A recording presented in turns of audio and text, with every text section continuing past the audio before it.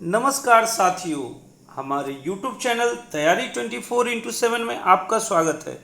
आज का जो वीडियो है वो ज्योग्राफी से ही रिलेटेड है और इस वीडियो में आप भूकंप एवं सुनामी से जो रिलेटेड क्वेश्चन आते हैं उन 20 क्वेश्चनों का आप संग्रह को देखेंगे।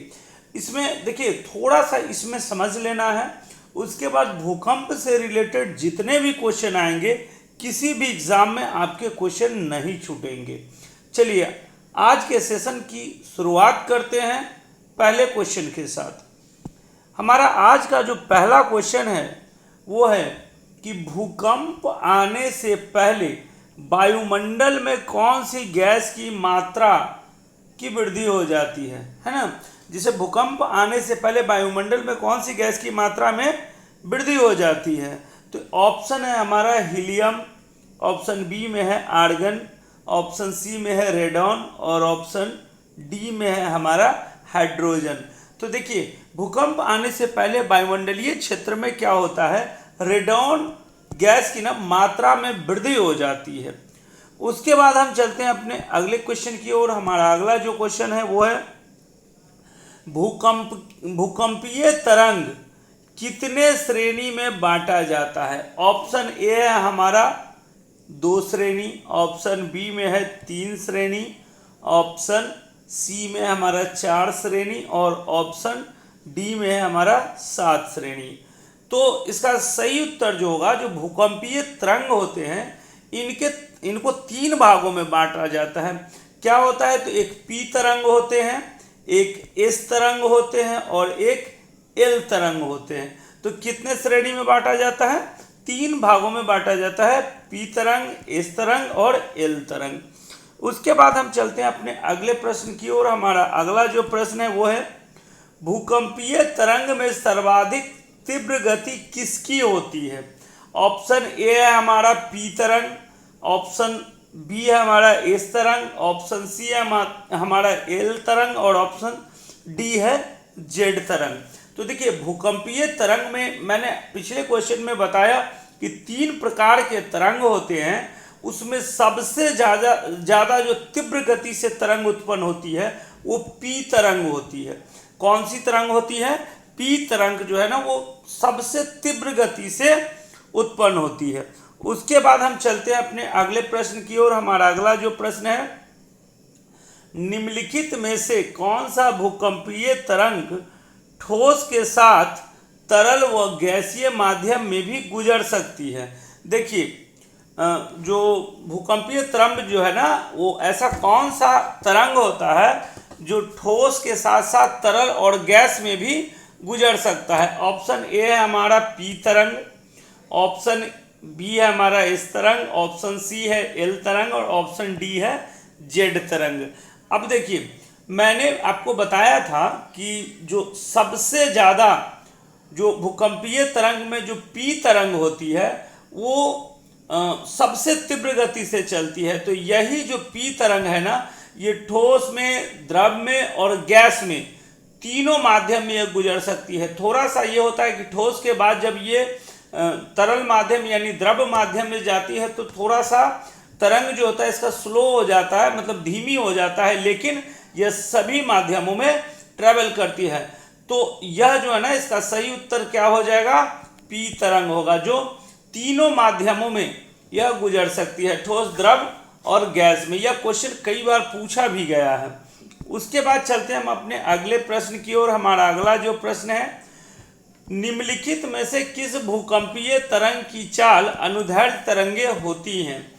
सॉरी, ऑप्शन ए है हमारा पी तरंग, ऑप्शन बी है हमारा एस तरंग, ऑप्शन सी है हमारा एल तरंग, ऑप्शन डी है जेड तरंग। तो देखिए भूकंपीय तरंग की जो चाल होती है अनुदैर्ध्य किसमें होती है, तो ये पी तरंग में ही होती है। पी तरंग की चाल जो होती है वो कैसी होती है, अनुदैर्ध्य तरंग होता है, जिसका समझिए तो इस तरीके से ग्राफ बन जाता है। उसके बाद हम चलते हैं अपने अगले क्वेश्चन की ओर। हमारा अगला जो क्वेश्चन है, किस भूकंपीय तरंग को प्राथमिक तरंग के रूप में भी जाना जाता है। ऑप्शन ए है हमारा पी तरंग, ऑप्शन बी है हमारा एस तरंग, ऑप्शन सी है हमारा एल तरंग और ऑप्शन डी है हमारा जेड तरंग। तो देखिए प्राथमिक तरंग के रूप में पी तरंग को ही जाना जाता है। जो मैंने पिछले क्वेश्चन में आपको बताया था कि यह तीनों माध्यम में ट्रैवल करती है। कौन कौन? तो ठोस, द्रव और गैस, तीनों माध्यम में प्राथमिक तरंग या अनुदैर्ध्य तरंग या पी तरंग जो है ना वो ट्रैवल कर सकती है। ठीक है, उसके बाद हम चलते हैं अपने अगले प्रश्न की ओर। हमारा अगला जो प्रश्न है वो है, किस भूकंपीय तरंग को द्वितीयक या अनुप्रस्थ तरंग के रूप में जाना जाता है? ऑप्शन है पी तरंग, एस तरंग, एल तरंग और जेड तरंग। तो इसका जो सही उत्तर हो जाएगा आपका एस तरंग होगा। एस तरंग जो होता है ना, यह तरंग को द्वितीय या अनुप्रस्थ तरंग भी कहते हैं, इसको ध्यान में रखना है। ठीक है, उसके बाद हम चलते हैं अपने अगले प्रश्न की ओर। हमारा अगला जो प्रश्न है वो है कि निम्नलिखित में से कौन सा भूकंपीय तरंग केवल ठोस में संचरण करती है? तो देखिए, भूकंपीय तरंग के लिए जो है ऑप्शन दिया है पी तरंग, एस तरंग, एल तरंग और जेड तरंग। तो देखो, आपको ध्यान में ये रखना है कि भूकंपीय तरंग जो केवल ठोस में संचरण करती है तो वो एस तरंग है, और यह जैसे ही लिक्विड के फॉर्म में मतलब तरल के क्षेत्र में जाती है तो ये अपने मार्ग को डाइवर्ट कर लेती है। ठीक है, घूम जाती है। ये जो है ना आपका एस तरंग जो है वो तरल या द्रव में ट्रेवल नहीं कर पाती है। उसके बाद हम चलते हैं अपने अगले प्रश्न की ओर। हमारा अगला जो प्रश्न है वो है, निम्नलिखित में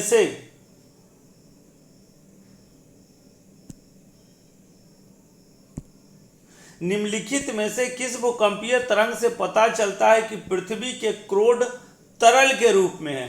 तो देखिए, अभी आपको मैंने पिछले क्वेश्चन में बताया था कि जो एस तरंग है ना, एस तरंग वो लिक्विड के फॉर्म में यानी जो ये जो तरल पदार्थ है ना उसमें ट्रेवल नहीं करती है। तो इससे ये पता चलता है कि जो आपका एस तरंग जो है ना ये तरल पदार्थ में ट्रेवल नहीं कर सकती है, क्योंकि पृथ्वी का जो क्रोड है वो एक तरल पदार्थ के रूप में है और जो एस तरंग है वो तरल पदार्थ में न जाके ये घूम जाती है। तो इससे यही पता चलता है कि भूकंपीय तरंग से हमें पता चलता है, कौन से तरंग से? एस तरंग से, कि पृथ्वी के क्रोड जो है ना वो तरल रूप में है। उसके बाद हम चलते हैं अपने अगले प्रश्न की ओर। हमारा अगला जो प्रश्न है वो है, निम्नलिखित में से कौन सी तरंग धरातलीय भूकंप तरंग कहलाती है? तो देखिए, ऑप्शन है हमारा पी तरंग, एस तरंग, एल तरंग और जेड तरंग। तो धरातलीय भूकंप जो है ना वो सबसे ज़्यादा, ये एल तरंग जो है इसे धरातलीय भूकंप तरंग कहते हैं। यह तरंग, एल जो तरंग है, यह धरातल के क्षेत्र में आते हैं, लेकिन यह जो है भले ही समय के मुताबिक ये थोड़ा लंबे समय तक होती है, लेकिन यह जो इसकी जो गति होती है वो सबसे कम होती है। उसके बाद हम चलते हैं अगले क्वेश्चन की ओर। हमारा अगला जो क्वेश्चन है, किस भूकंपीय तरंग को सबसे विनाशकारी तरंग के रूप में तरंग कहा जाता है? ऑप्शन है हमारा पी तरंग, एस तरंग, एल तरंग और जेड तरंग। तो देखिए, पृथ्वी के सतह पर जो तरंग उत्पन्न होगी वही तरंग तो सबसे ज़्यादा विनाशकारी होगी। तो यहाँ जो हमारा एल तरंग जो है वो पृथ्वी के सतह पर उत्पन्न होती है, तो इसका सही उत्तर क्या हो जाएगा? एल तरंग। उसके बाद हम चलते हैं अपने अगले प्रश्न की ओर। हमारा अगला जो प्रश्न है, भूकंप की तीव्रता किस यंत्र से मापी जाती है? ऑप्शन है हमारा ए में सिस्मोग्राफ, ऑप्शन बी में है स्टेथोस्कोप, ऑप्शन सी में है हाइड्रोमीटर और ऑप्शन डी में है हाइग्रोमीटर। तो देखिए, भूकंप की जो तीव्रता होती है वो सिस्मोग्राफ द्वारा मेजरमेंट की जाती है। उसके बाद चलते हैं अगले प्रश्न की ओर। हमारा अगला जो प्रश्न है, भूकंप की तीव्रता रिक्टर स्केल पर मापी जाती है जिसका रेंज क्या होता है? 0 से 10, 0 से 15, 5 से 10 और 5 से 20। तो देखिए, जो भी भूकंप की जो तीव्रता होती है वो रिक्टर स्केल पर मापी जाती है और उसका जो रेंज होता है वो 0 से क्या होता है? 10 होता है। 10 अगर आ जाए तो समझिए तो प्रलय ही संभव है, मतलब प्रलय ही आ जाएगा। उसके बाद हम चलते हैं अगले प्रश्न की ओर। हमारा अगला प्रश्न है कि संपूर्ण विश्व के लगभग 63% भूकंप किस क्षेत्र में आते हैं? ऑप्शन है प्रशांत महासागरीय तटीय पेटी, ऑप्शन बी में है अटलांटिक महासागरीय तटीय, उसके बाद ऑप्शन सी में है आपका हिमालयी क्षेत्र और ऑप्शन डी में है हिंद महासागरीय तट। तो देखिए संपूर्ण विश्व में जो लगभग 63% जो भूकंप आते हैं वो प्रशांत महासागरीय तटीय पेटी में ही ये भूकंप आते हैं। उसके बाद हम चलते हैं अगले प्रश्न की ओर। हमारा अगला जो प्रश्न है, विश्व में सबसे ज़्यादा सुनामी किस देश में आती है? ऑप्शन है जापान, बी में ऑस्ट्रेलिया, ऑप्शन सी में जर्मनी और ऑप्शन डी में फ्रांस। तो विश्व में सबसे ज़्यादा जो सुनामी आता है वो कहाँ आता है? तो ये जापान के क्षेत्र में आता है। उसके बाद हम चलते हैं अगले प्रश्न की ओर। हमारा अगला जो प्रश्न है, पैसिफिक रिंग ऑफ फायर में कौन सा देश स्थित है? ऑप्शन ए में हमारा चीन, बी में है ऑस्ट्रेलिया, सी में है जर्मनी और डी में है जापान। तो देखिए पैसिफिक रिंग ऑफ फायर में जो है ना वो जापान स्थित है और इसी कारण से जापान के क्षेत्र में सबसे ज़्यादा भूकंप आते हैं। उसके बाद हम चलते हैं अपने अगले प्रश्न की ओर। हमारा अगला जो प्रश्न है वो है, सुनामी शब्द की उत्पत्ति किस देश के भाषा से हुई है? ऑप्शन है ए हमारा चीन, ऑप्शन बी है ऑस्ट्रेलिया, ऑप्शन सी है जर्मनी और डी में है जापान। तो सुनामी शब्द की जो उत्पत्ति है ना वो जापानीज भाषा से हुई है और यह जापान से, मतलब इसका सही उत्तर क्या हो जाएगा? जापान।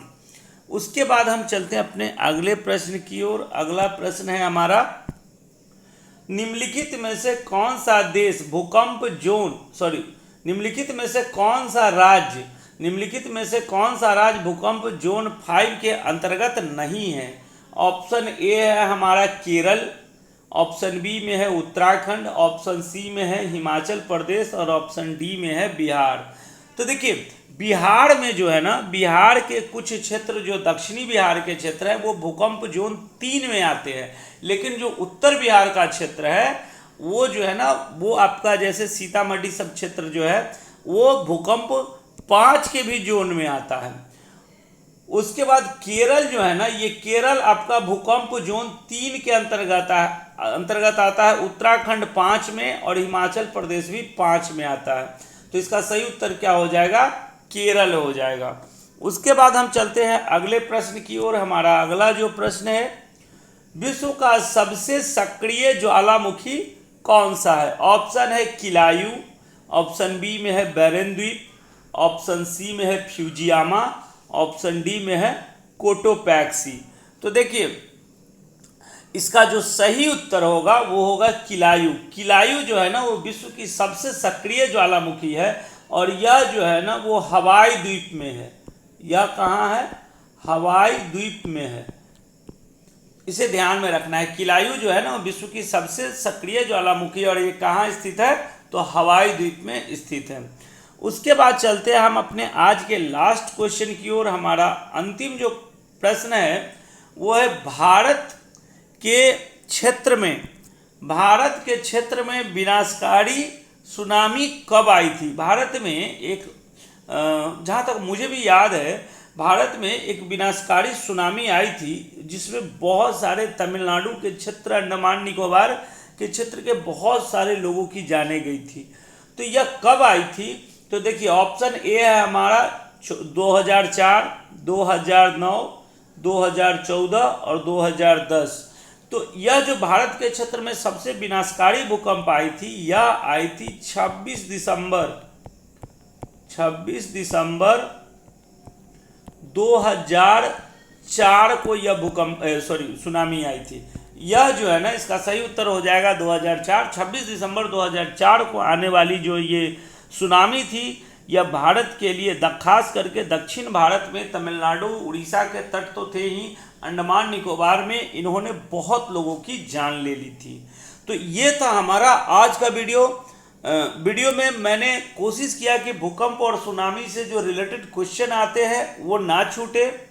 वीडियो पसंद आए तो हमारे चैनल को लाइक, शेयर और सब्सक्राइब करना ना भूलें साथ ही साथ बेल आइकन को ज़रूर दबा लीजिएगा, जैसे ही मैं वीडियो डालूँ सबसे पहले नोटिफिकेशन आप तक पहुँचे। वीडियो में अंत तक बने रहने के लिए धन्यवाद।